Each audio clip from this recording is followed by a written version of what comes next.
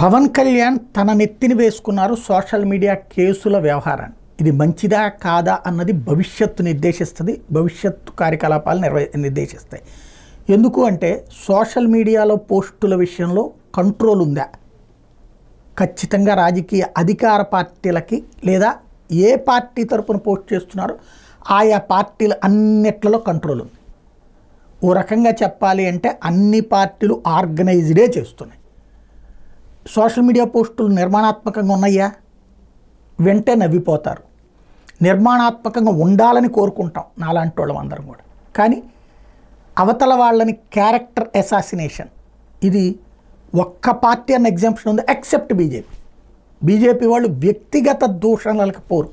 Even Sonia గాంధీనో లేకపోతే రాహుల్ గాంధీనో పుట్టుకల గురించి ఇట్లాంటివి మాట్లాడరు వాళ్ళు. అయితే గీతే ఏం మాట్లాడతారు అంటే గాంధీలు, నకిలీ గాంధీలు ఇట్లాంటి, అంతే తప్పించి నువ్వు వీళ్ళకే పుట్టావా ఇట్లాంటి దిక్కుమాలినటువంటి స్టేట్మెంట్లు అయితే ఉండవు.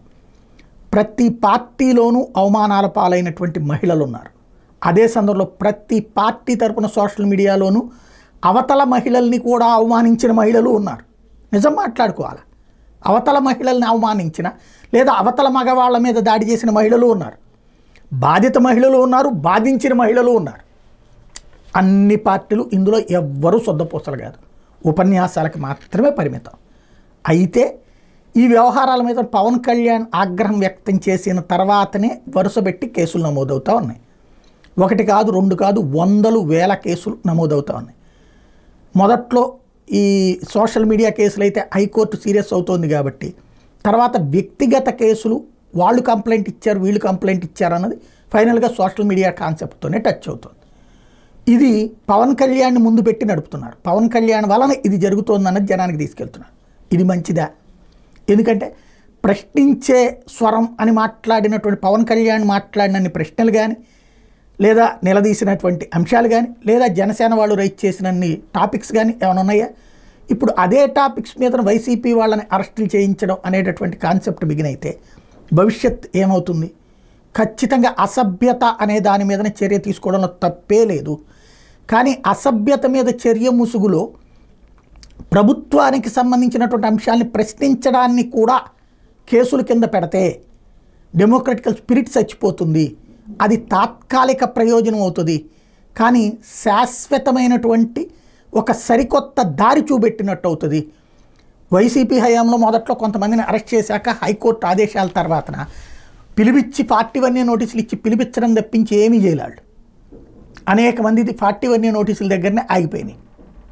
అలాంటిది ఇప్పుడు అసలు ఎలా చెయ్యాలో అరెస్టులు, ఏ విధంగా ఇరికించాలి అన్నటువంటి కొత్త కాన్సెప్ట్ని చూపెడుతున్నాం. ఇది జరిగితే ఏ పార్టీ అధికారంలో శాశ్వతంగా ఉండదు. కానీ కార్యకర్తలు ఇవాళ వైసీపీ వాళ్ళు ఆ రోజున కూడా చెప్పారు, సోషల్ మీడియాలో అనవసరంగా రెచ్చిపోతున్నారు, బూతులు లేకపోతే వ్యక్తిత్వ హననాలు ఇట్లాంటి వాళ్ళు రేపు పొద్దున్న తర్వాత జైలు పాలవుతారు. అప్పుడు పార్టీలు మ్యాక్సిమం అయితే లీగల్ సపోర్ట్ చేస్తాయి, కానీ రేపు పొద్దున్న మీ కుటుంబాలు ఏంటి, మీ జీవితాలు ఏంటనేది ఇవాళ ఆ పరిస్థితి వాళ్ళు ఫేస్ చేస్తున్నారు. రేపు పొద్దున ఇటు పార్టీలో వాళ్ళ పరిస్థితులు అట్లా ఫేస్ చేయరా?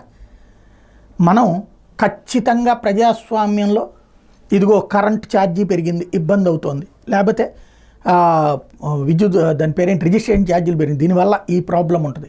ఇవి మాట్లాడాలా, చర్చించాలి. డెమోక్రటికల్గా దాని మీద కామెంట్లు చేయడంలో కూడా తప్పలేదు.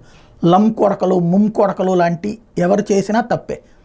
బట్ పవన్ ఆగ్రహాన్ని మరొక వైపుకి వక్రీకరించుకుంటున్నారా ఏంటనేది ఆలోచించుకోవాలా, బాధ్యతాయుతంగా తీసుకెళ్లాల్సిన అవసరం ఉంది.